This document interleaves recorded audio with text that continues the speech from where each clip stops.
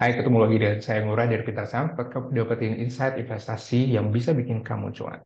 Kali ini saya bakal bahas IPO saham Barito Renewable Energy atau BRAND ya. Jadi kita langsung aja saham ini atau websitenya dulu deh. Websitenya dari Barito Renewable Energy ini kamu bisa cek di sini, baritorenewables.co.id. Jadi bisnisnya mereka apa aja? Bisnisnya mereka sebenarnya sama malah dengan Pertamina Geothermal ya. Jadi ada eh, grup Star Energy Geothermal, itu ada Wayang Windu, ada Derajat, Salak, Hamidi, Nasi Kincau. Jadi bisnisnya renewable-nya lebih ke energi panas bumi, belum masuk ke air atau angin atau sebagainya. Oke, itu dulu. Terus yang kedua, yang baru yang akan saya share adalah sebenarnya si Barito Renewable Energy ini atau pemegang saham dari Star Energy yang 100%-nya, Mbak udah dari dulu ya diincar oleh Pak Prajogo Pangestu. Jadi ini kamu bisa cek di sini. Jadi beliau udah dari tahun 2018 melakukan akuisisi 66% saham Star Energy. Kemudian terakhir di tahun 2022 itu juga melakukan akuisisi saham sisanya ya. Jadi ini yang lebih ini ya. Pada 2009 itu menguasai 51%, kemudian melakukan right issue, BRPT, membeli saham besar energi lagi, mengakuisisi 66,67%, kemudian terakhir di tahun 2022. Nah, ini ya, dia melakukan pembelian kembali sisa sahamnya sebesar 33%, itu setara dengan 6,29 triliun. Wow, kan ya. Jadi, dan saya coba membandingkan ya, karena ternyata kan ini yang dilakukan IPO cuman sekitar 3, sorry, mana dia? Nah, ini dia. Nah, jadi kan yang IPO brand ini ternyata hanya 3,35% saja yang dilepas ke publik.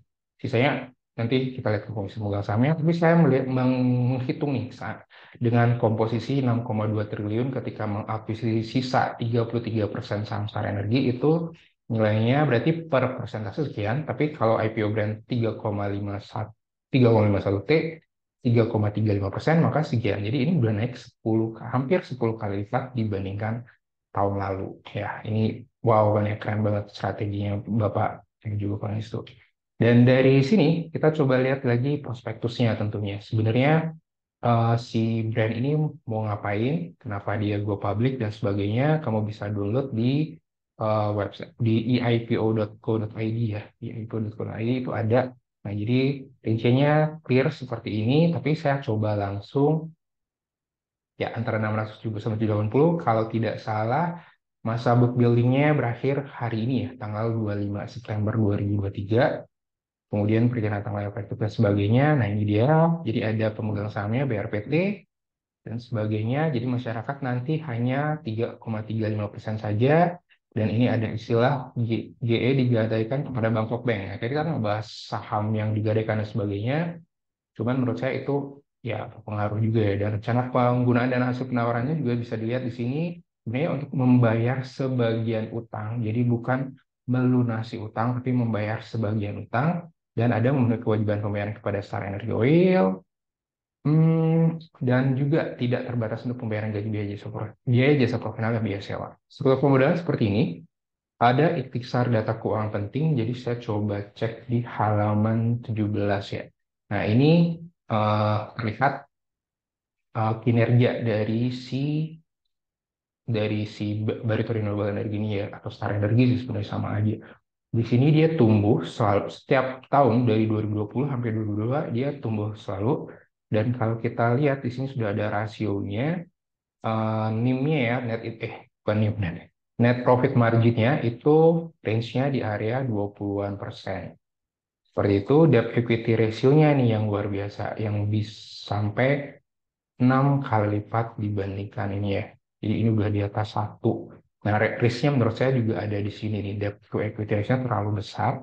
Cuman kan dia udah bilang IPO untuk membayar sebagian utang yang dimiliki. Seperti itu. Jadi saya coba lagi yang halaman 62 nih. Oke. Jadi ada beberapa hal yang perlu kita ketahui. Nah, misalnya ini, tunjangan produksi kepada Pertamina Geothermal Energy. Jadi si brand ini akan wajib memberikan tunjangan produksi kepada PGE karena ada ikatan perjanjian itu ya, ada namanya tadi saya catat GOC sama ISC itu seperti itu. Jadi kalau dari sisi fundamental sebenarnya yang mau diuntungkan ya Pertamina Geothermal Energy ya. Jadi apapun yang si brand lakukan, maka dia wajib ngasih duit ke Pertamina Geothermal Energy atas dasar dari perjanjian GOC dan ISC tadi. Itu yang pertama nih poinnya. Terus yang kedua, saya coba lihat di halaman 87. Satu, sorry. Nah, faktor resiko dari si brand ini atau BRN, Barito Renewable Energy ini hampir mirip, bahkan menurut saya sama aja dengan Pertamina Geothermal Energy ya, terkait dengan eksplorasi, ketidakpastian geologis, yang sebenarnya udah saya juga sempat bahas di pembahasan terkait dengan analisa sahamnya si PGO. Oke, jadi itu terus juga hal yang poin-poin aja ya. Jadi karena ini kan 400 halaman nih si prospektusnya. Jadi kalau kita baca satu-satu lumayan. Jadi kita coba yang penting-penting aja dulu di ada beberapa yang saya udah catat. Misalnya ini. Ya, ini resiko ya. Sekali lagi mirip banget sama aja malah dengan Pertamina Geothermal Energy. Tapi ada hal seperti ini. Operasi di GOR perseroan menghadapi resiko perubahan hukum dan peraturan termasuk tidak pastian terkait penerapan peraturan tertentu.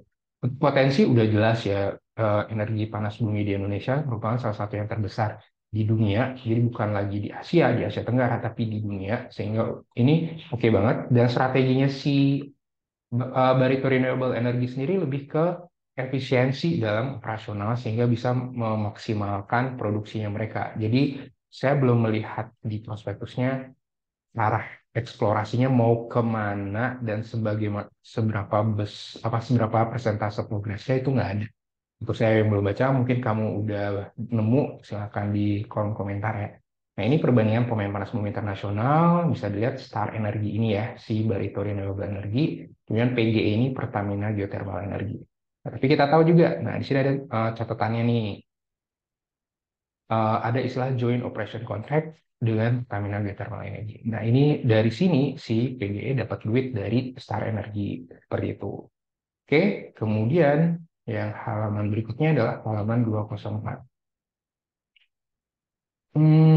Ya, si brand ini juga mengeluarkan 0,5% dari pendapatan bersih perseroan untuk kegiatan riset dan pengembangan grup. Ya, ini oke ya. Menurut saya salah satu hal yang oke karena dia selalu mengekspor sesuatu tujuannya untuk efisiensi dari proses eksplorasi dan sebagainya terkait dengan apa dari hasil yang dihasilkan dari eksplorasi tersebut. Jadi perbandingan global kapasitas panas bumi sekali lagi udah tidak usah diragukan Indonesia sebagai salah satu yang the best-nya terkait dengan panas bumi. Ini bisa kamu lihat di sini 35% pada 2030. Jadi potensinya oke, cuman saya ngelihat dia waktu target mereka tidaklah terlalu signifikan ya, maksudnya hanya tumbuh di bawah 20% dalam waktu 5 tahun terkait dengan produksi listrik yang dihasilkan. Seperti itu. Tapi kalau kita melihat apa yang terjadi dengan saham yang juga dimiliki oleh Pak Prajogo Pangestu yang juga IPO pada tahun ini yaitu Cuan.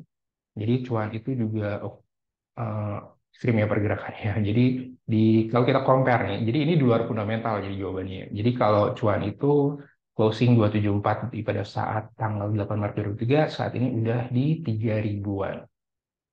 Nah, kecenderungannya saya melihat saham-saham yang dimiliki oleh Barito Group wah, seperti itu ya. Jadi kalau agak fundamental itu sebenarnya tidak berpengaruh signifikan. Jadi lebih lebih berpengaruhnya hal seperti ini. Jadi yang di luar di luar kiraan dan sebagainya. Apalagi Barito sendiri, BRPT sendiri, kalau kita lihat di sini di data memang Bapak Prajogo Pangestu melakukan pembelian yang lumayan jumlahnya di tanggal 6 September 2023 sebanyak 4,6 juta lembar di harga rata-rata 1.100 sorry di max price-nya 1.169 sekian. Oke, berarti kan ini semacam insider buying ya. Kalau insider buying istilahnya kalau si pemiliknya aja nambah, berarti dia yakin akan kinerja suatu perusahaannya. Nah, ini saya ngelihat BRPT-nya sih, karena BRPT-nya kan menjadi induk dari brandnya, BREN, seperti itu.